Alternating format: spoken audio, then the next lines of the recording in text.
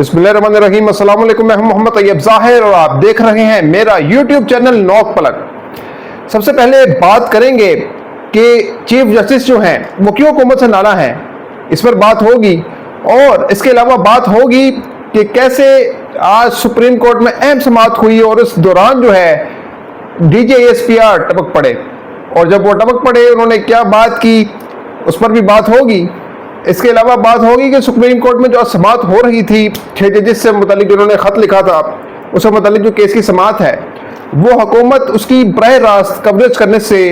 खौफज़दा क्यों है, इस पर बात होगी। लेकिन सबसे पहले बात कर लेते हैं, जैसे आपको टाइटल से साफ जाहिर है कि मैं बात कर रहा हूँ चीफ जस्टिस जनाब काजी फायज ईसा की। वो हुकूमत से नाराज़ क्यों हैं? वो नाराज़ इस वजह से हैं कि उनको फैज़ हमीद का सर नहीं मिला। जी हाँ, फैज़ हमीद का सर से मुराद ये है कि इन्होंने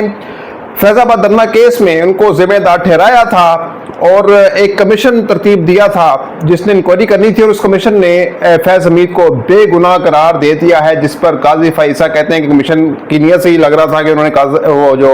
फैज़ हमीद साहब हैं उनको बाइज़्ज़त बरी कर देना है। बेसिकली जो वक्फ़ाने हाल कहते हैं, जो तज़िया कर कहते हैं, वो कहते हैं कि काजी फ़ाइज़ ईसा जो है बेसिकली बुनियादी तौर पर फैज़ हमीद से बदला लेना चाहते थे, क्योंकि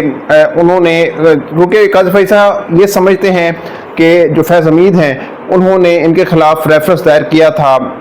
जो आमदों से ज़्यादा साजिशों वाला था, और मिसकंडक्ट के हवाले से जो भी मामला थे उसमें काजी फैज़ ये समझते थे कि फैज़ हमीद बराह रास्त मुलव्विस थे और अब वो उनसे बदला लेना चाहते थे, और वो बदला पूरा नहीं हुआ। इसलिए जो काजी साहब हैं वो हुकूमत से नाला नज़र आते हैं, नाराज़ नज़र आते हैं, और अनकरीब ये लड़ाई शिद्दत अख्तियार कर सकती है और काजी फ़ाइज़ा खुलकर सामने आ सकते हैं। जिस तरह से अनवर काकड़ रिसेंटली सामने आए और उन्होंने औकात दिखाई हुकूमत की और कहा जी कि आप तो फार्म 47 की पैदावार हैं, और उसमें अपना भेद भी खोल दिया कि वो भी इसमें शामिल थे इस नामली में। तो इसी तरह काजी फ़ाइज़ा भी आने वाले वक्तों में फिर हुकूमत के खिलाफ नज़र आएंगे। अभी तक तो जो उन्होंने फैसले किए सारे के सारे जो है वो हुकूमत के फ़ायदे में गए, और बुनियादी तौर पर तो उनको सूट अभी यही करता है कि वो हुकूमत के साथ बना कर रखें, और अभी उनकी एक्सटेंशन के जो है वो मामला भी चल रहे हैं। और अगर इन केस एक्सटेंशन नहीं हो पाती, जो कि अब नज़र आ रहा है, क्योंकि जो मखसूस नशिस्तों वाला जो केस है उसके अंदर पेशावर हाई कोर्ट का फैसला मुअत्तल कर दिया सुप्रीम कोर्ट ने, और इससे लग रहा है कि अब ये जो नशिस्तें वापस तरीके इंसाफ के पास जाएंगी, जो तकरीबन 23 मखसूस नशिस्तें अगर ये तरीके इंसाफ के पास चली जाती हैं तो इसके बाद जो 2/3 मेजोरिटी है हुकूमत की वो ख़त्म हो जाएगी और वो कोई आईनी तरमीम नहीं कर सकेंगे। तो ये भी गुस्सा पे निकाल सकते हैं काजी फ़ाइज़ा किसी सूरत भी, क्योंकि उनको यकीन दहानी तो कराई होगी कि जी आपको एक्सटेंशन मिलेगी। तो अगर नहीं मिली तो इसका भी एक नतीजा भुगतना पड़ेगा। दूसरा, एक दरार पड़ गई है, फैज़ हमीद जो है वो क्लीन चिट मिल गई उनको इस वजह से भी, और जो काजी फ़ाइज़ा हैं वो कह रहे हैं हुकूमत को कि आपके पास 3 हफ्ते का अल्टीमेटम है, इसके अंदर अगर आप कुछ निकाल दें फैज़ हमीद के मुतालिक तो कुछ निकाल दें, वरना फिर मेरे से बुरा कोई नहीं होगा, ये उन्होंने कहा है। ये मतलब ये वक्फ़ाने हाल ये बता रहे हैं कि ये बातें हुई हैं और ये चपकलिश चल रही है हुकूमत और काजी फ़ाइज़ा के दरमियान में। अच्छा, अहम केस की समाअत होती है और उस केस की समाअत के अंदर एंड टाइमिंग आप देखें कि DJSPR जो हैं वो खिताब करने आ जाते हैं,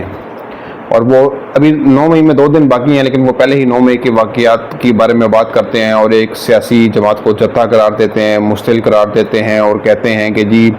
जो ये हुकूमत इक़्तिदार ये जो इलेक्शन हुए थे और तहरीक इंसाफ को जो नशिस्तें मिली और ये एक तासुर क्रिएट किया गया कि जी देखें ये इस्टेब्लिशमेंट के खिलाफ मौक़िफ़ है अवाम का, ऐसा नहीं है। 43% टोटल टर्न आउट है और उसके अंदर इतने मिलियन वोट हैं PTI के, और जो इस बात की माजी करता है कि 63-70% तो इनके साथ है ही नहीं, वोट ही नहीं डाले, तो वो इस तरह से उसको जस्टिफाई करते हुए नज़र आ रहे थे कि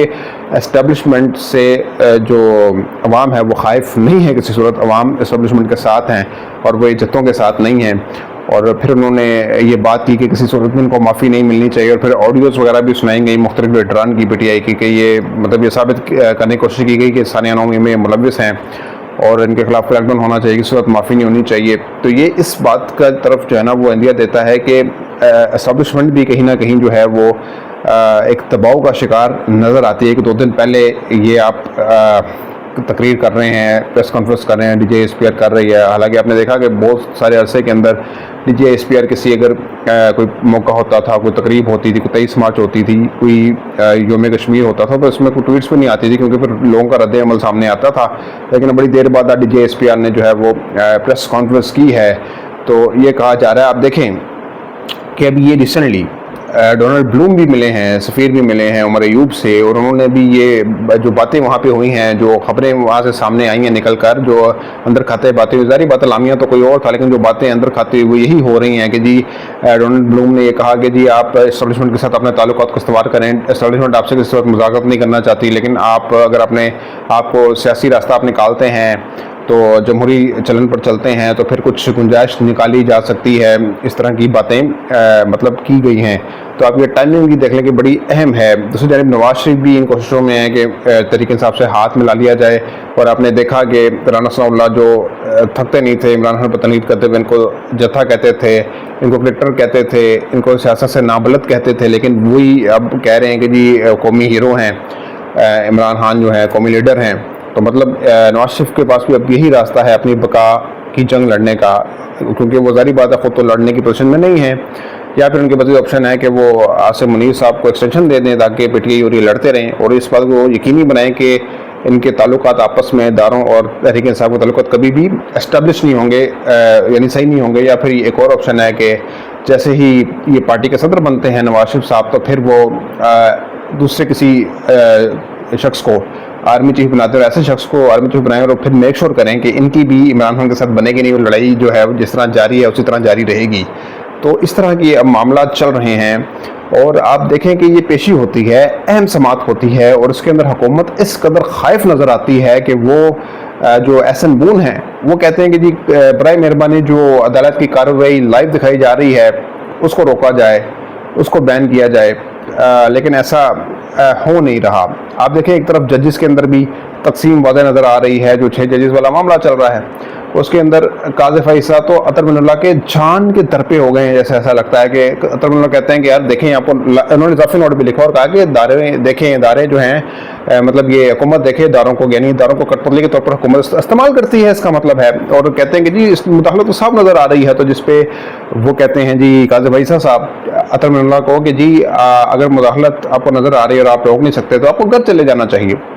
یعنی اس طرح کی باتیں، یعنی آپ کو تو مداخلت نظر نہیں آتی، آپ کو لگ رہا ہے کہ کچھ ہے ہی نہیں، سب صاف ہے، سب دودھ کا دھلا ہے قاضی فیصلہ کی نظر میں، ان کو تو کچھ پتہ ہی نہیں، ان کو صرف وہ آئینی حقوق کا بھی نہیں پتہ، ان کو صرف ان کیسز سے مطلب ہے جس میں نون لیگ کو ریلیف ملتا ہو، اور پھر ان کے لیے بھی کچھ وہ مفادات جو ہے وہ ٹکراؤ نہ ہو، ان کیسز کو وہ سننا زیادہ پسند کرتے ہیں، اور وہ تو کہیں گے کہ جی یہ تو مداخلت کوئی ہے ہی نہیں، انہوں نے تو خود بلے کے کیس کا فیصلہ سنایا،